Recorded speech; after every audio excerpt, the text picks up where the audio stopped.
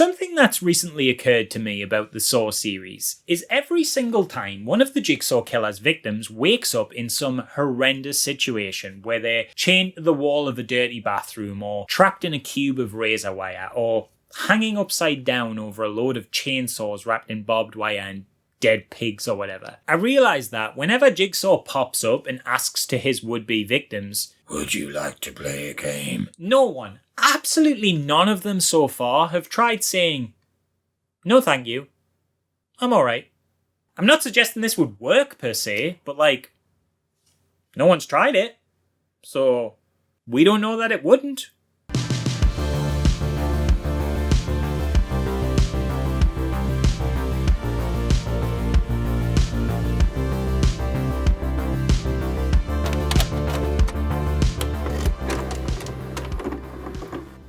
For better or for worse, despite a lot of critical revulsion, the Saw franchise has since its inception become one of the biggest names in horror, as well as one of the most influential. Its first entry launched the careers of two individuals who are now some of the biggest names in horror in James Wan and Leigh Whannell. It is the fifth highest grossing horror franchise of all time, and it's often considered the progenitor of the much maligned torture porn genre, a type of horror movie that, by some people's definitions, focuses more on the nihilistic spectacle of violence for shock value rather than necessarily having anything meaningful to say or interesting within its story. And while I will say a lot of torture porn certainly is that, I have exactly 3 thoughts on this point in particular.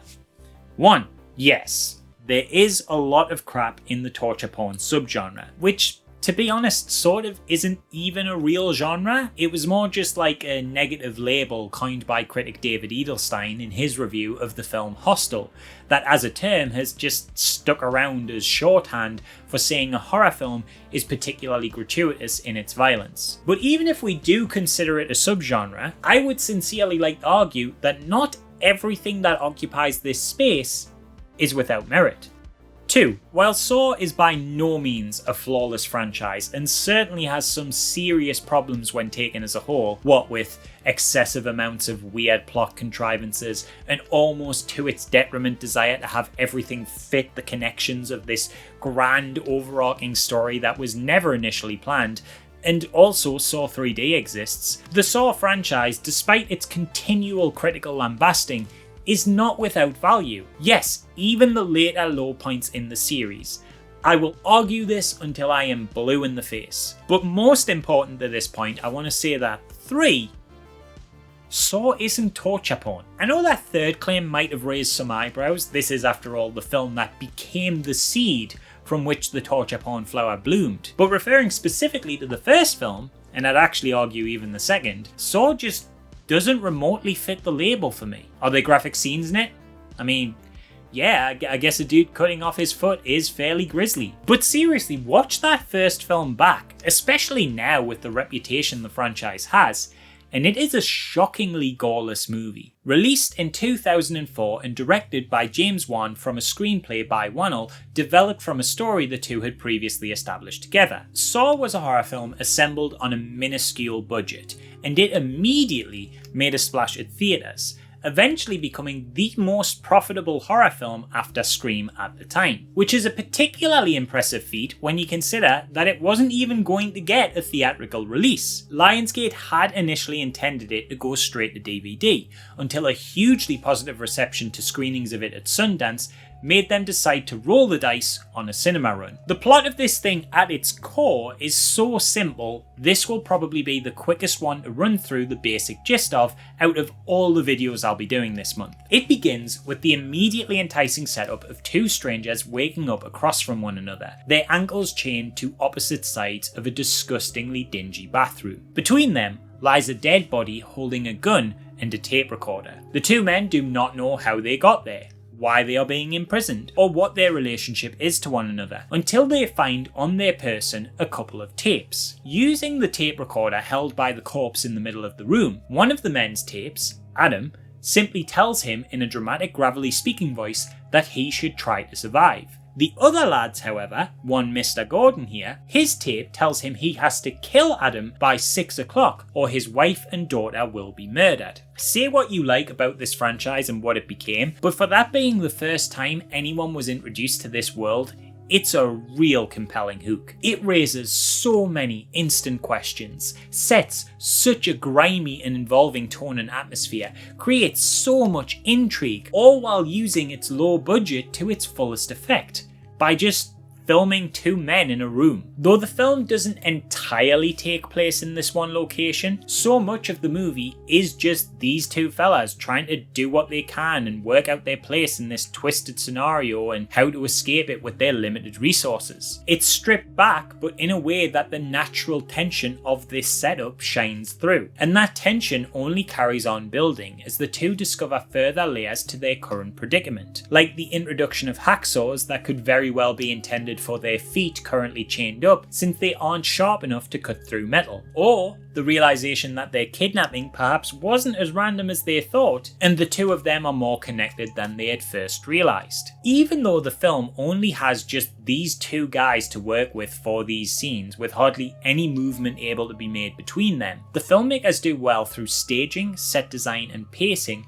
to give the viewers reason to stay intrigued and desire to investigate more. These sections of the film are, in my opinion, the movie's strongest element. That's not to say other sections aren't interesting too, they're just a bit more inconsistent. We pull out of the room when Gordon theorizes that he and Adam may be the latest potential victims to an elusive killer known as the Jigsaw Killer, a man whose modus operandi consists not of directly killing his victims, but of putting them into strange contraptions and twisted scenarios which they must either survive through completion of his requests or die as a result of their failure to do so. Jigsaw isn't one to pull the trigger, he just puts a loaded gun into his victim's hands and watches what happens. As Gordon discusses Jigsaw, that brings us into our secondary story, which follows the police currently investigating the killer's case. Through their investigation, we see a variety of flashbacks as they find the bodies of Jigsaw's previous targets and interview his survivors. These sections give us some very memorable sequences, including the discovery of a body in razor wire, as well as a scene involving the escape of the now infamous reverse bear trap, something that has become a bit of an iconic symbol for the franchise. The reverse bear trap sequence in particular is a really great scene that, through the introduction of two new characters, a setup of instant high stakes, a shocking twist, and a nihilistic conclusion that feels right at home with the overall tone they are going for, could have been a fantastic short film in of itself. And that's because it kinda was! When Juan and Juanol were trying to get their feature off the ground, they made a quick, dirty, and cheap short version of the film to sort of sell not just the idea, but themselves as a pair who could be involved with its production, Lee as an actor and James as a director. And if you ever watched this short, dubbed Saw 0.5 by fans, the reverse bear trap sequence makes up its central premise. Fun fact, that same short also introduced the now also iconic Billy the Puppet Doll. It's very clear when you dig into the production of this thing that these guys had a strong idea of what it was they were creating and a clear artistic vision from the get-go that they worked really hard to achieve. And regardless of what you think of Saw as a franchise, I think that's pretty cool. Though I do know it's a bit of a Marmite series and a lot of people are very divided on it, with even this generally more celebrated first entry receiving a fairly mixed critical reception and its fair share of audiences pushed away by its overtly nihilistic presentation and promise, or implication at least, of extreme violence. I say implication of course because, as previously mentioned, Saw is absolutely not torture porn. Going back to some of the scenes I just spoke about, I'm pretty confident I can actually show a decent amount of this stuff on screen, despite being on YouTube, because Juan, when directing this, was actually extremely restrained when it came to depicting gore. Narratively, what is happening is vile. It's all stabbings and slashings and tearings and rippings. It's enough to make you wince and look away, and certainly gave the film a pretty intense reputation amongst cinemagoers who gave the film incredible word-of-mouth advertising by being unable to stop talking about its nerve-shredding, shocking content. But if you actually watch and examine what these scenes are doing, violence often happens off-frame or through stylized sequences that keep the viewer at an arm's length from the actual graphic gore of these events, but allows their mind to sort of fill in the blanks. Instead of seeing a person actually have their flesh torn in a box full of razors, we get this flashy, blurry, speed-ramped wide shot, which sort of acts as an intense visual metaphor for how disgustingly painful that would be, and arguably is more effective at communicating that pain and intensity than any actual bloodletting would be. There's a lot of creativity on display in executing the film's mood and tone. Disorienting Dutch angles create a regular feeling of unease. Snappy, quick cutting creates the intensity of violence without ever having to show it. Stylized transitions give the film a unique flavour and breezy quality. It's a clear sign of a really competent director with a lot of promise and a unique style, bringing something that is his own to the table and getting to flex some of his creative visual storytelling with this debut effort. There's a reason, after all, that this guy went on to be, well, James Wan. Dude was, and still is, legit as hell, and we really see the beginning of that here. Same in the writing department too. People can kind of roll their eyes at the thought of Saw, of all things, having good writing, but there's a serious attempt here to subvert audience expectations, craft smaller narratives within the bigger ones, create hard-hitting twists and an interconnected thriller that sits on top of the horror core, and a lot of it manages to come together fairly successfully. I'll be the first to admit not all of it works, of course. There's a lot of exposition, the acting can be a little hokey, there's an over-reliance on flashbacks, and on the director's side of things, sometimes one can go a bit overboard on the style. There's a scene transition in this movie where the actor Danny Glover's head is wiped off screen by Danny Glover driving a car, and it's a hilarious visual. But regardless of how unintentionally silly this may be, I respect the craft and desire to not just shoot everything in the safest way possible.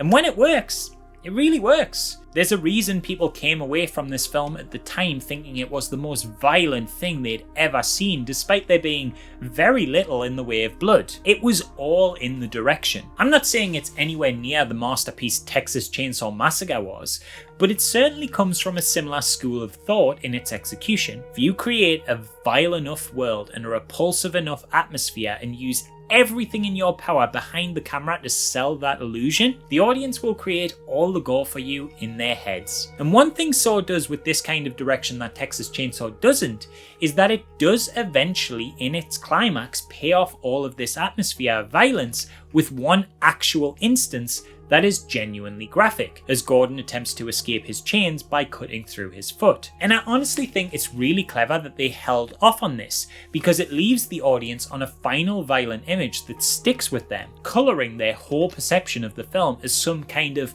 unbridled gore fest. And it also hits so much harder and more shocking because though the audience don't really realise they haven't been seeing violence all this time, the sudden actual visceral visual of it certainly feels like a more potent image by comparison. And it's these creative decisions, I think, that was so key to creating an idea of Saw as a film in audiences' heads that didn't really exist in reality. I was pretty young at the time of the first Saw's release, but I remember hearing rumblings in school from the different kids who'd supposedly somehow seen it, though I'm pretty sure at least a couple of them were lying, and it was spoken about in a totally different way to the braggadocious manner kids would talk about having seen other horror movies at the time. It was almost like a forbidden thing to discuss, spoken only in hushed whispers. They talked about it as if they'd seen something illegal. So unsettling and extreme was this movie. And it wasn't just the kids too, I heard a lot of adults in my life speak about it in this manner as a kind of warning as to why I should never watch it. Which of course only made me want to watch it more. And honestly, it wasn't until Saw 3, which was released in an already post-Hostel world, that Saw as a franchise really embraced the theatre of flesh. Even the second film disguises a lot of its violence with a lot of that flashy cutting style Wan created with that first movie. It's easy to look at the first Saw now and consider it tame because of everything that came after it, but what you have to realise is this was way more shocking to audiences than any of the far more violent releases that followed, once they'd already kind of wrestled with the concept of what Saw was all about. Do find it really interesting that the series from 3 onwards is absolutely torture porn through and through though, and I'm using that label in a non-judgmental way as I don't think that's necessarily a bad thing. A lot of the Saw movies from 3 onwards have interesting plot elements or compelling, albeit overt, things to say about themes like privatised healthcare and the moral bankruptcy of the insurance world. Plus, regardless of the quality of the films, there is always such craftsmanship and artistry in the practical effects work that runs throughout them. And this is something even the weakest entries in the franchise do not shy away from, with each film being a total gore makeup and effects showcase. And I don't care what anyone says, I think that's awesome, but that's a video for another time. Originally, this video was going to be a big retrospective on all 10 movies before I realised there was simply not enough hours in the day to squeeze that into this marathon, but that's okay because it forced me to just look at the first film in isolation, devoid of that wider context, and come to grips with how effective its filmmaking was in places. I think Saw is actually quite special. It's a totally killer debut, pun intended, and I think as time moves forward, we're going to see this franchise and all of its critical revulsion in the same way we see slasher films of the 80s now. I think these films are the 80s slasher films of the modern age, reviled upon release but resonated with an audience that were just dismissed as morbidly curious gorehounds. But I think with time, we'll really start to pick these ideas apart and see that there was something more intelligent than gornography going on here, especially when more and more people cotton on to the fact that the first couple of entries, and especially this first one, are mostly devoid of the graphic content that would see them written off so quickly. I will say though, it is kind of hilarious just how much this series moved away from the more reserved thriller elements and further into the how effed up can we make this one shtick. I don't mind that that's the lesson that studios took from its success, as I think there's still a lot of interesting stuff came from that, but I do think it's funny they basically saw that audiences were really hit by the rare scenes of shocking violence, which, yeah, why wouldn't they be? Those scenes are shocking even just in implication, because they are big, pivotal moments that set the film's overall vibe. Of course they're going to be major talking points. And then studios looked at that in isolation and kind of went, let's make the film more and more of that please. Which is kind of like if a big studio head saw the success of The Lion King, looked at what section of that movie made the most tangible emotional impact, looked at none of the context surrounding why that emotional impact hit within the confines of its narrative, and just went, okay guys, I got it. We just need like 10 straight films consisting of almost absolutely nothing but lions dying. Just kill me a whole bunch of lions. I want at least 100 dead lions by the time we hit the 5th movie, and each time we hit the next movie, I need marketing to keep pumping out that promise that even more lions will be dying in the next one. And then somehow, despite this ridiculous focal point not being anywhere near the reason the first film succeeded, they stumble into one of the highest grossing franchises and create a deeply passionate fandom and lasting legacy on the back of their weird dead cartoon lion saga. It's real weird how things work out sometimes. And that's a wrap from me today as we begin to enter the very much final stretch of this marathon. But before you go, I do have some new announcements. Yep, not just the same ones I've been making this whole month, though I will say, do be prepared for these new announcements to disappear again over the next few episodes, because I am incredibly disorganised, filmed a lot of these out of order, and keep messing with the running schedule. So firstly, and most importantly, before I get on to the new bits, I would super appreciate it if you help us out this month with our big charity goal. You can help out by donating at the donation button on this page, or by pre-ordering a charity shirt, which will start printing and shipping once this whole saga wraps up, with 100% of profit going to the charity on top of all the Patreon income I make this month, as well as all the ad revenue for the month too. In non-charity efforts, my 2 new announcements are that first of all, if you're not already part of the Patreon, then you might not know that all patrons this year get 4 exclusive episodes of Wholesome Halloween that I am calling Wholesome Halloween 2.5, where I dive into the reboots and remakes of the slasher icons I investigated in Wholesome Halloween 2 slasher season. If you're wondering why I'm only announcing this now, it's because I wasn't sure I'd be able to make this happen with everything else going on, but at this point, I got like 3 written, so I'm gonna take a gamble and say by the time you guys see this video, some of those will already be out. Second new announcement is that I have yet another link to some project I'm working on in the description of this video. I hadn't mentioned this before recording today as I wasn't sure how much I was able to, but what I can say is that I'm working on a horror game documentary project with some pretty significant people.